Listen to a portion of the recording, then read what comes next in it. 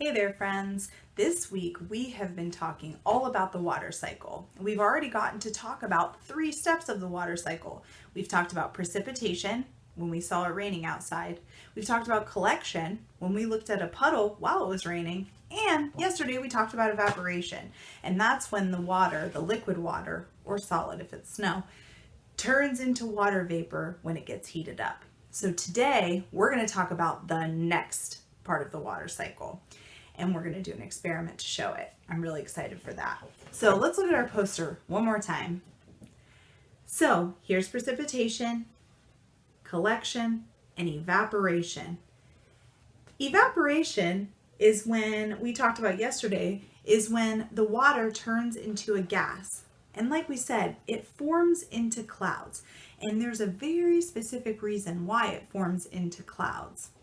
We'll talk about that during our experiment. But I want to tell you what step we're going to be talking about today. That is condensation. Now, condensation is really important because it's the way that the gas that forms the clouds turns back into a liquid and is able to precipitate again and keep the cycle going. So, we're going to read this little book about condensation today, and then we're going to do an experiment. Misty mirror, take a deep breath. Blow your breath onto a glass or a mirror. What happens? Whoop. Mist appears on the mirror. There is a name for the mist. It is condensation. Condensation happens when a gas becomes a liquid. Air is a gas. Water is a liquid. Warm air from your breath touches the cold mirror. The cold turns the air into water. Fun fact, breathe out on a cold day. Your breath makes a mist. That is condensation. Condensation is cool. Condensation happens every day. It happens all around you. It happens each time air cools and becomes a liquid.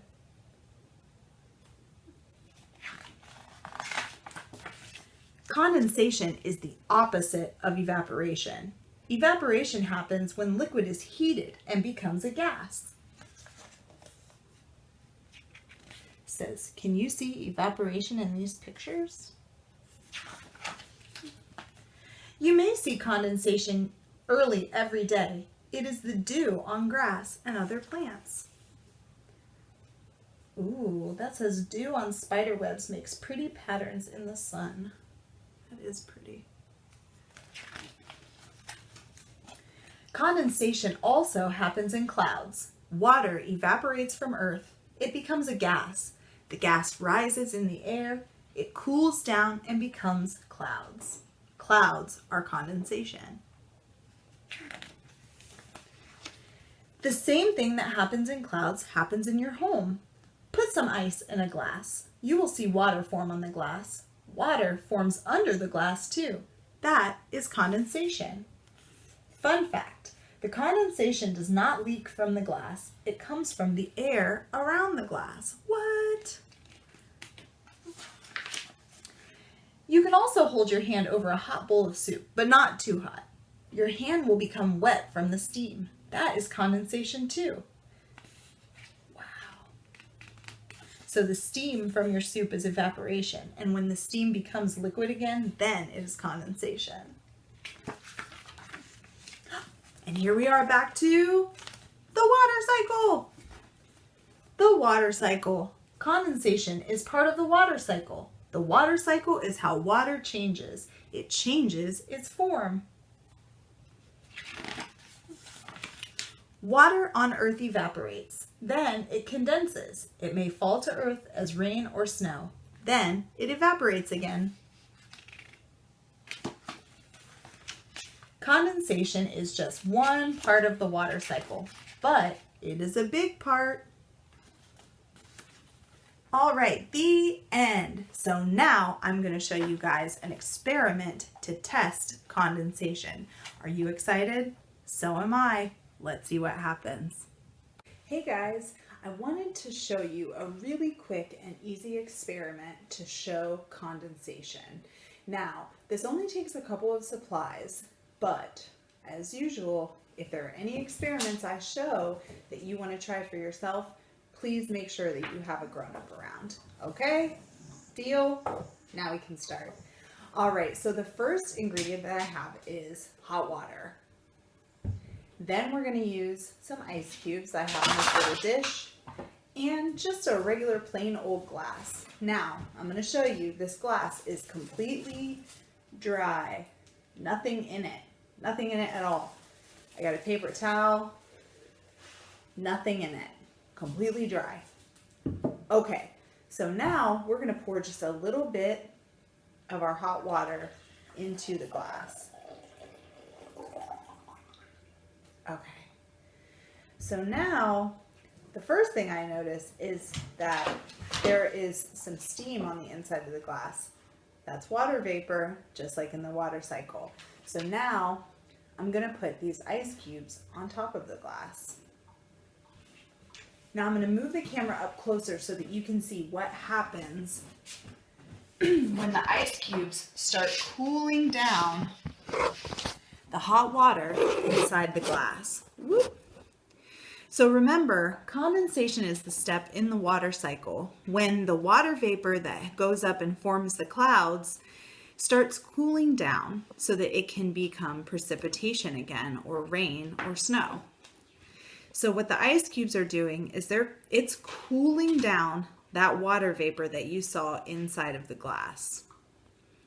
So we saw steam from the hot water, and now the ice cubes are cooling it down.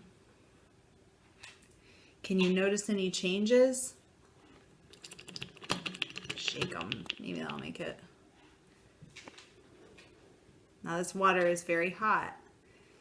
So again, another reason why, if you do this at home, you need to make sure you have a grown-up with you. So if you look really closely, you can see some water droplets on the inside. Those are water droplets that are being created from the water vapor. So there is hot water in the bottom, but these water droplets are actually created from the steam that we saw at the very beginning of the experiment.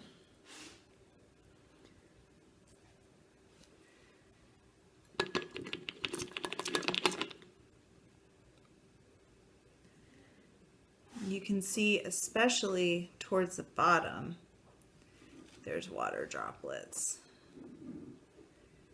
That is condensation.